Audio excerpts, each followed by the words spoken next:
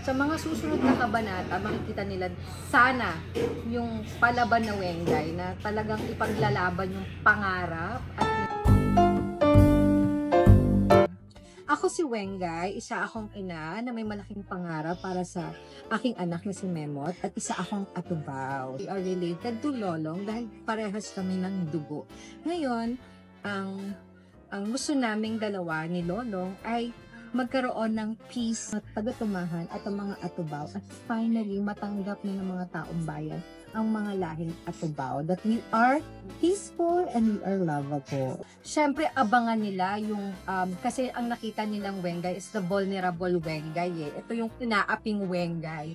Sa mga susunod na kabanata, makikita nila sana yung palaban na Wengay na talagang ipaglalaban yung pangarap at yung peace at ang kasiyahan ng tahimik at payapang isla. Yes, mga kapuso, manood kayo araw-araw ng Lolong after 24 oras.